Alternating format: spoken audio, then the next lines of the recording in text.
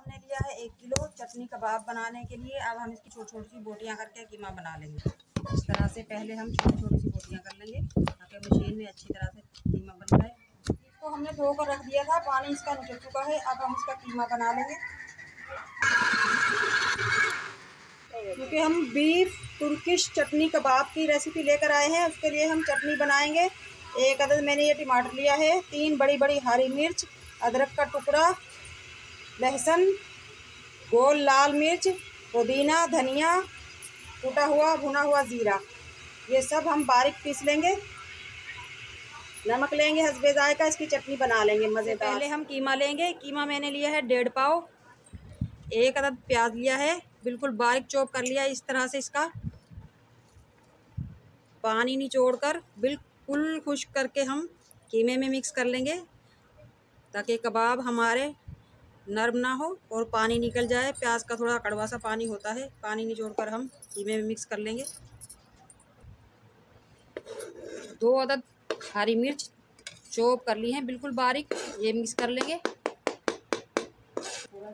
2 teaspoon बेसन, इसकी जगह आप मकई का आटा भी ले सकते हैं, भुने हुए चने भी ले सकते हैं, ये ले लेंगे हम बाइंडिंग के लिए। 4-5 टेबलस्पून दही लेंगे हम। 1 टीस्पून धनिया पाउडर, 1 टीस्पून पिसा हुआ ज़ीरा, हाफ टीस्पून हल्दी, 1 टीस्पून पिसी हुई काली मिर्च, 2 टीस्पून लेंगे हम कुटी हुई मिर्च रखेंगे, half teaspoon chicken powder, 1 teaspoon नमक या हस्बे जायका। चंद पत्तियां हम धनिया और पुदीने की लेंगे। धनिया को हम डंडी समेत ले लेंगे।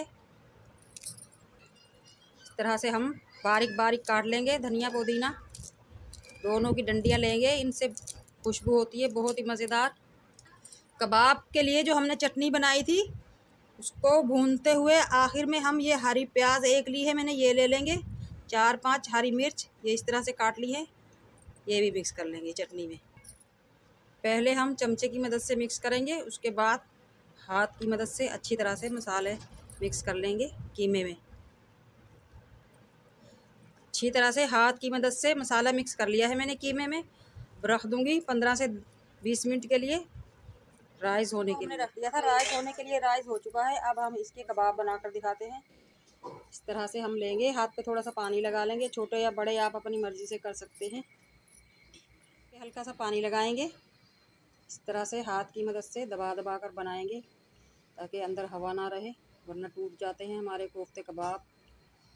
एक वीडियो मैंने बनाई थी फैट में से घी निकालने की, ये वही घी है हमने जो निकाला था।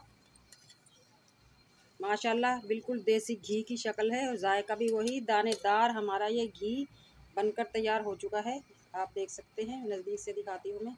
इसी घी में हम अपने कबाब फ्राई करेंगे। घी डाल लेंगे हम पैन में, इससे माशाल्लाह बहुत ही मज़ेदार टेस्ट बनता है कबाब कोफ्ते जो भी आप फ्राई करेंगे। ऑयल हमारा गर्म हो चुका है, अब हम कबाब डाल लेंगे।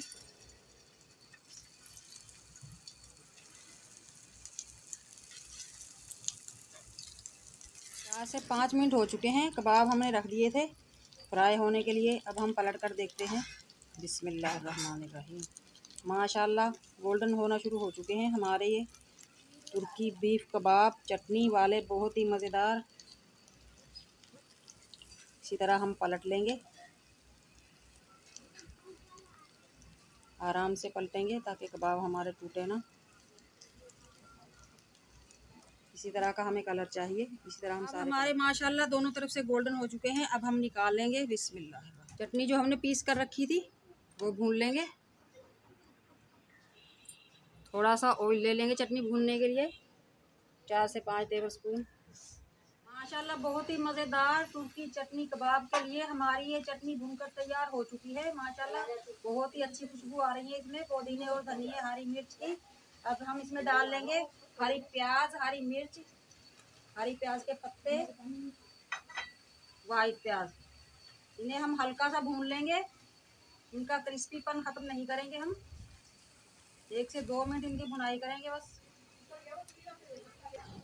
माशाल्लाह बहुत ही मज़ेदार तुर्की चटनी कबाब के लिए चटनी हमारी बनकर तैयार हो चुकी है। अब हम इसमें कबाब डाल लेंगे। बिस्मिल्लाहिर्रहमानिर्रहीम।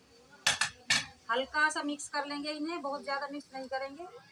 आप देख सकते हैं नाज़रीन, माशाल्लाह बहुत ही मज़ेदार कलरफुल हमारे तुर्की चटनी कबाब बनकर तैयार हो चुके हैं।